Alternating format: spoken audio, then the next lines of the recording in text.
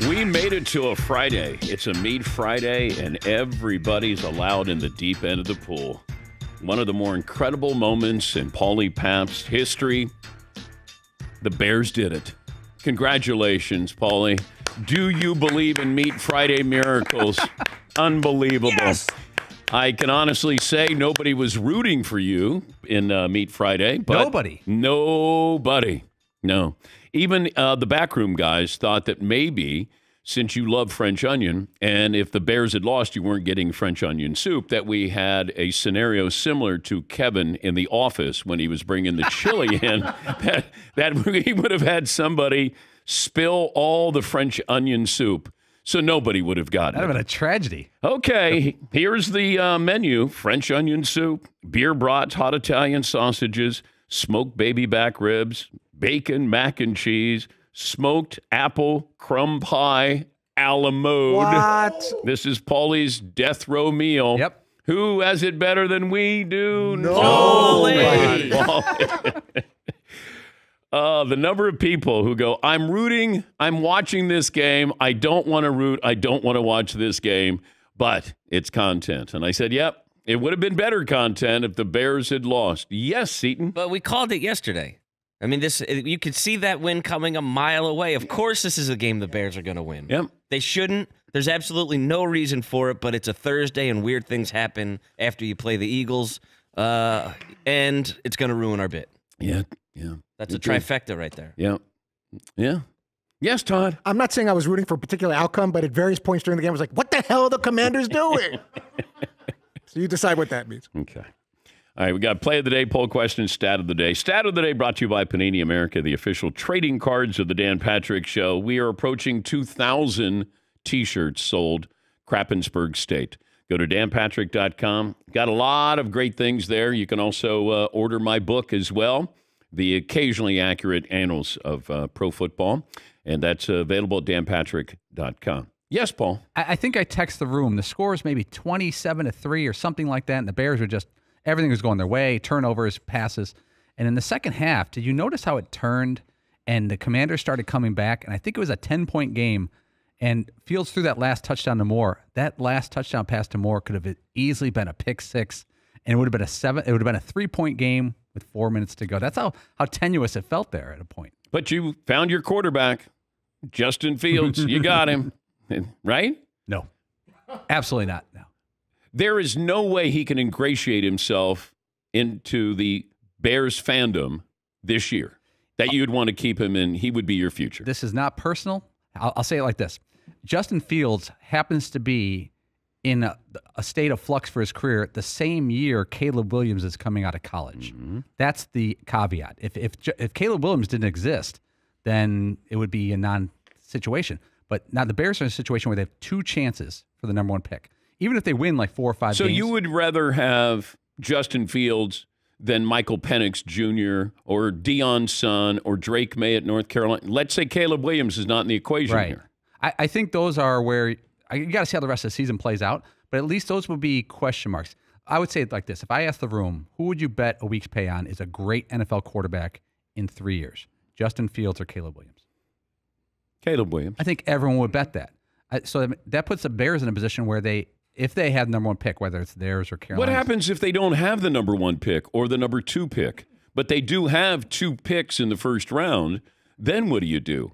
Because let's say the Bears are onto something here. Let's say they play well. Let's say Carolina. Wow. Oh, sorry. Is my mic on? Okay. By the way, here's Justin Fields after the performance last night. Just a feeling, that we all had after the game. It's a feeling that you just never wanted to end. So, just proud of the way, all the guys came out and played tonight. And, O-line did the thing versus the dominant D-line. They showed out.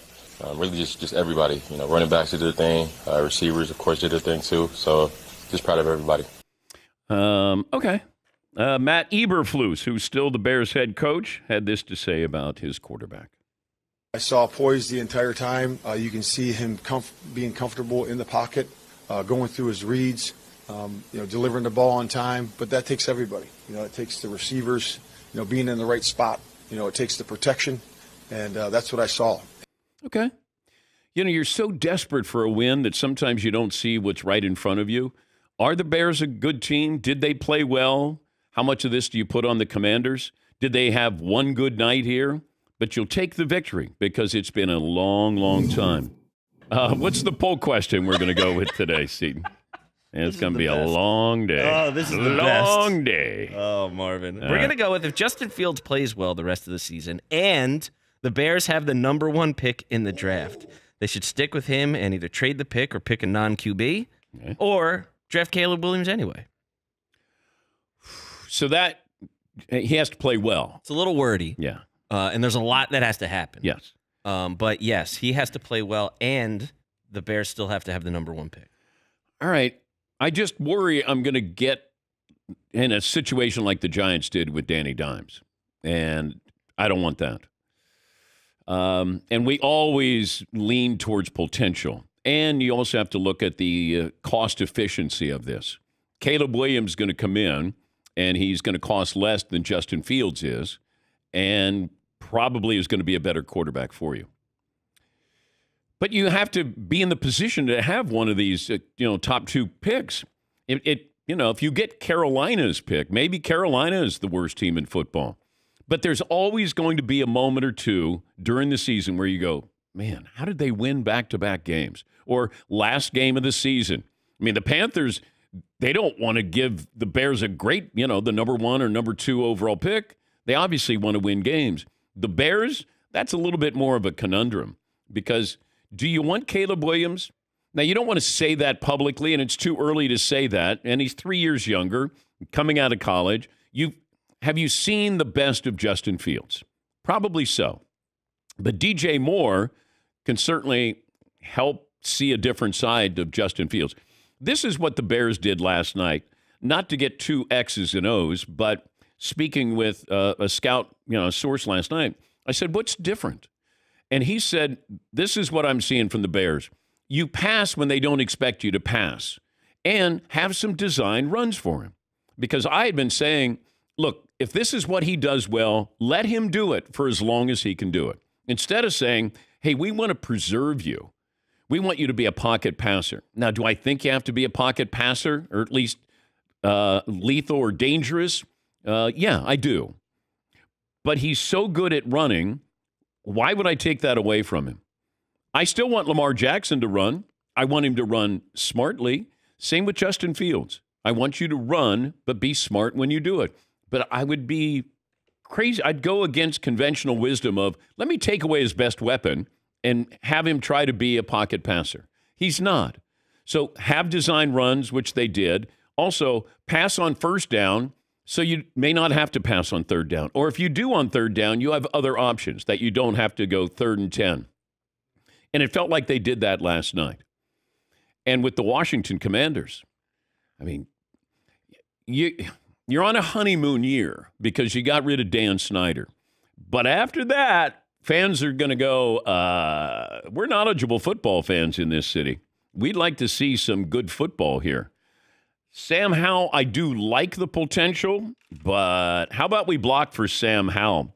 He was sacked 5 times, took 11 hits. He's been hit so far 50 times. 50 times. The last time we saw a quarterback hit that many times in his first 5 games, that was Joe Burrow in 2020. And it didn't work out well for Joe Burrow when he got injured. Yes, Paulie. Woo! Ow! Stat of the day! Stat of the day! Stat of the day! Stat of the day! This is the stat of the day! Yes, Paulie. Stat of the day brought to you by Panini America, the official trading cards of the Dan Patrick Show. Bonus stat. The Chicago Bears hit the quarterback 7 times in the month of September. They hit the quarterback 11 times last night. He's been sacked at least 4 times in every game this season.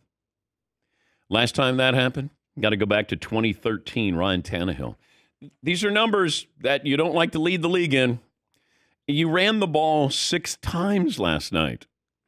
Like at one point, you go, maybe we see if we can keep the kid alive for another week or 2. Man. Yes, Mark.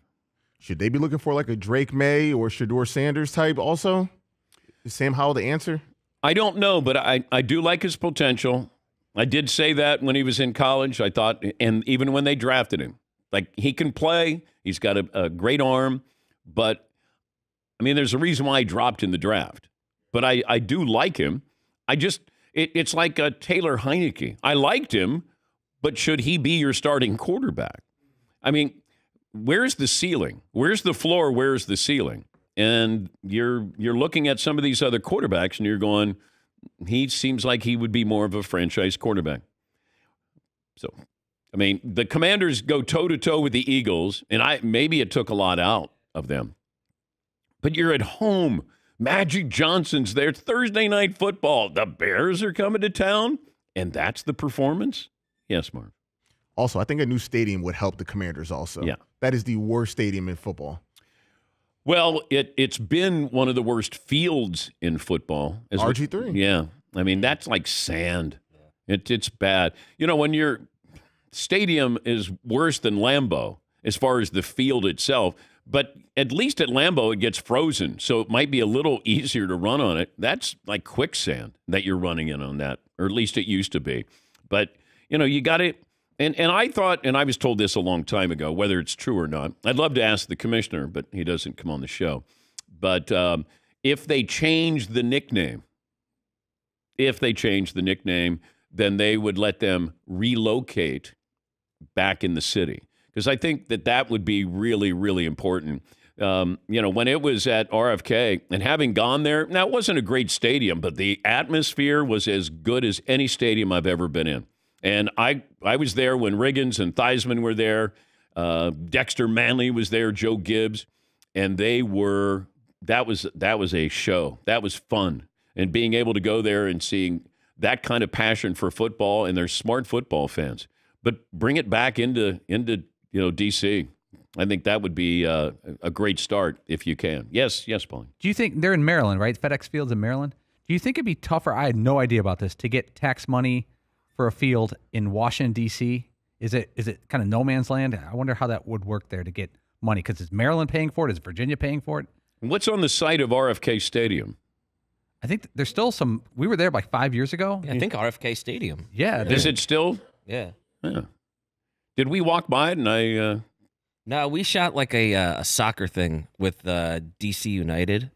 There where we took like penalty kicks and did all this goofy stuff. And I think Wayne Rooney had just gotten there. But we walked by there and it looked like it might as well have been the Coliseum. Yes, it does. It looks like a convention center from the 70s. Napoleon had like shot cannons at it and just busted it apart. Well, it kind of looked like that back in the 80s when I was there, just to be fair. It's a great location. Oh, it was a wonderful location.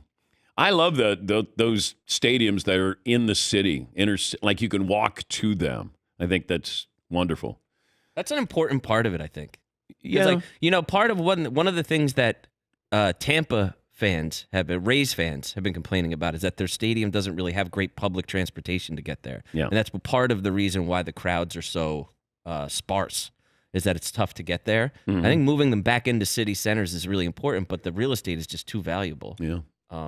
But it feels like in D.C., the politics of bringing the Commanders back. No pun intended. Yeah. the Commanders back into town, that you feel like that you would get a lot of people who would vote for that. Not knowing the politics of D.C., but I'm just thinking how much they loved, their football team in downtown. Yeah. Yeah, Paulie. Now that the Bears are a powerhouse again, I wonder if it's going to be a green light to move back to the suburbs. Where Heights. Were they moving to? Yeah. Lovely Arlington Heights. Yeah. Okay. What else do we have, Seton? What do you mean? Any other poll questions? You gave me the wordy one. I didn't know if there was anything else. Oh, yeah. We're going to stick with the wordy one for now. Okay. All right. Just to see. Todd, do you have a couple? I do have a couple. Oh, okay. By the way, what if the Bears lost last night? What would we be saying today? Paul can't eat any food today. America would celebrate. It would have been 37 minutes of that so far today. Oh, okay. So nothing. So no changes would be made. Like Matt Eberflus, the head coach, he wouldn't have been fired. The Bears don't fire somebody, during the season. Yeah, Paul. Again, there was a moment with about 4.5 minutes left that Fields could have thrown a pick six, and it went high, and Moore took it for a touchdown. If they would have had 2 straight weeks of collapses like that, the fans would have gone berserk. But what can you do? It doesn't matter. Coach isn't going to get fired. Justin Fields, you can't draft Caleb Williams now. You can't. No. You can't put the ticket in? No. If Red Auerbach was running that team, then he would be able to somehow. He drafted Larry Bird a year before. It's like, wait, you can't do that. You can? Yep, we'll wait for him. And I'm like, damn. Red was smarter than everybody.